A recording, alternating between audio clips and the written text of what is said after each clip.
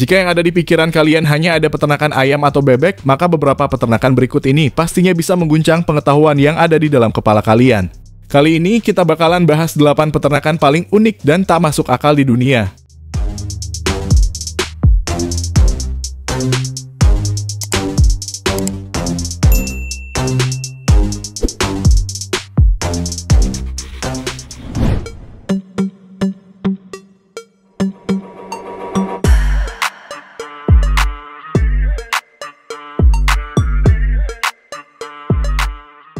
Mungkin tak pernah terpikirkan dengan budidaya hewan yang satu ini. Ya, budidaya lintah ternyata merupakan sebuah usaha yang menjanjikan, terutama untuk keperluan medis dan kosmetik. Lintah dikenal memiliki banyak manfaat termasuk dalam pengobatan alternatif dan terapi lintah.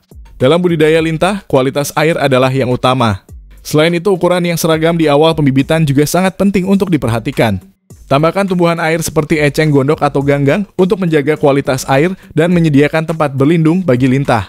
Lintah dapat dipanen setelah 6-12 bulan masa budidaya, tergantung pada pertumbuhan dan kebutuhan pasar. Untuk memanen, biasanya pembudidaya menggunakan jaring halus atau tangan dan berhati-hati untuk mengangkat lintah dari wadah.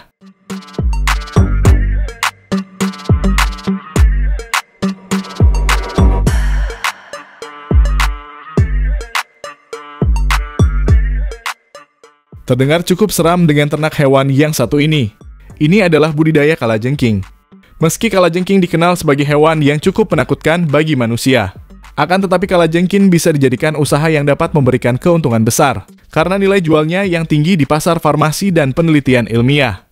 Dalam pembudidayaan kalajengking ini, pengaturan suhu ruangan memang merupakan hal yang sangat penting. Pembudidaya sebisa mungkin untuk menjaga suhu antara 25 hingga 30 derajat Celcius dan kelembapan antara 60-80%. Tambahkan juga batu, kulit kayu, atau potongan kayu sebagai tempat berlindung.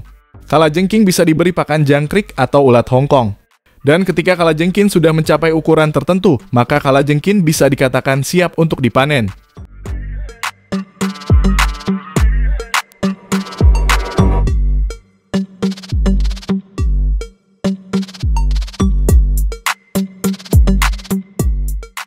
Di Indonesia, siput hanyalah hewan yang dianggap sebelah mata.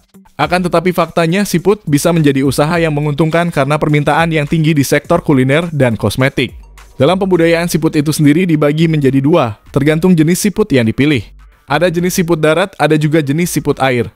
Dari dua jenis siput tersebut punya cara budidaya yang cukup berbeda. Mulai dari persiapan tempat atau kandang, media yang dipakai, serta pengendalian hama terhadap siput yang telah dibudidaya.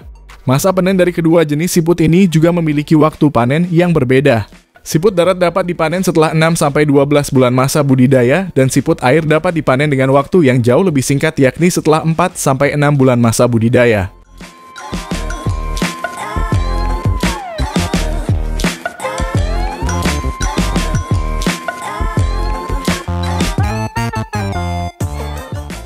Belut merupakan hidangan yang cukup digemari di beberapa negara, terutama di Jepang. Oleh karena itu, tak heran jika banyak peternakan di sana yang membudidayakan belut dalam skala besar untuk memenuhi permintaan pasar. Proses budidaya belut dimulai dengan mengumpulkan benih belut dari alam. Benih-benih ini kemudian dipelihara dalam tangki khusus dengan suhu air yang telah diatur sesuai kebutuhan belut. Sirkulasi air juga menjadi faktor penting untuk menjaga kualitas air dan memastikan belut dapat tumbuh dengan optimal. Setelah belut mencapai ukuran dewasa, maka belut-belut ini siap untuk dikirim ke pasaran.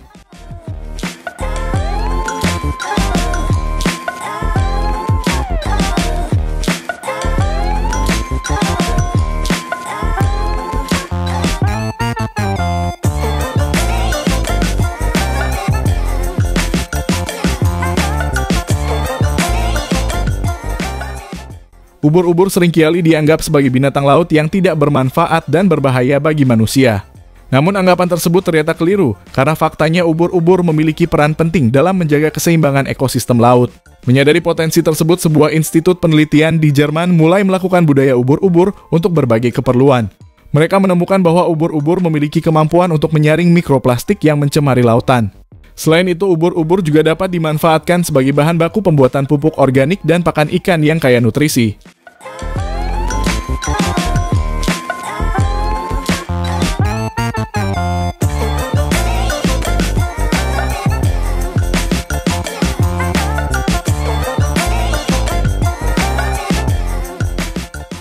Salah satu makanan seafood favorit banyak orang adalah kerang. Namun banyak yang belum tahu bagaimana kerang diternak. Di beberapa negara kerang diternak dengan cara yang terbilang unik. Mereka melakukan budidaya kerang dengan tali-tali berpemberat di bawah permukaan air.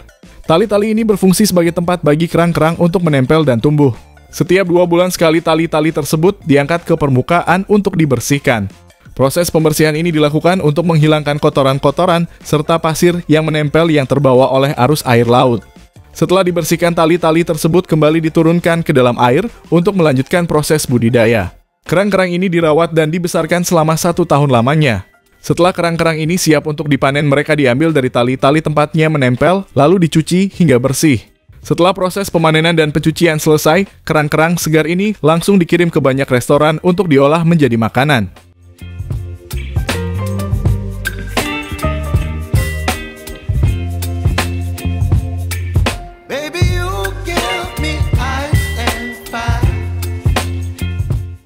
Bagi beberapa orang di Indonesia mungkin sudah tak asing dengan cacing sutra. Cacing sutra memiliki banyak manfaat, terutama sebagai pakan alami bagi ikan hias dan ikan konsumsi. Di Indonesia sendiri sudah banyak yang membudidayakan cacing sutra karena memiliki nilai ekonomi yang baik. Sudah banyak para pembudidaya cacing sutra yang berhasil dan punya beberapa metode untuk membudidayakan. Biasanya bibit cacing sutra akan ditebarkan secara merata ke dalam wadah budidaya. Kepadatan ideal adalah 1-2 kg bibit per meter persegi. Cacing sutra biasa memakan bahan organik yang ada di dalam substrat. Selain itu, para pembudidaya biasanya menambahkan pakan tambahan seperti ampas tahu atau kotoran ayam yang sudah terfermentasi. Cacing sutra dapat dipanen setelah 30-45 hari masa budidaya.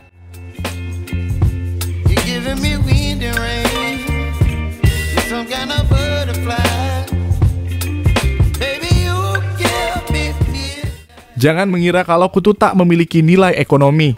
Nyatanya di Indonesia banyak sekali pembudidaya kutu dan dapat meraup keuntungan yang cukup besar. Ya, kutu yang dimaksud adalah kutu air. Kutu air merupakan pakan alami yang kaya nutrisi dan mudah dicerna oleh ikan hias. Bibit kutu air yang baik adalah yang berwarna pink atau merah muda.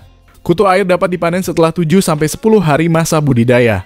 Untuk memanen, gunakan saringan halus atau jaring untuk mengangkat kutu air dari wadah.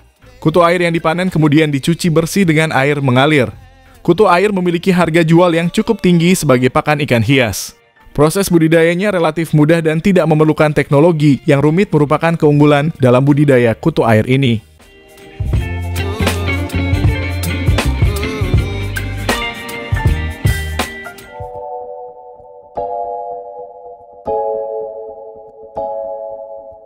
Itu tadi 8 peternakan paling unik dan tak masuk akal di dunia. Dan terima kasih sudah nonton video kita, jangan lupa subscribe.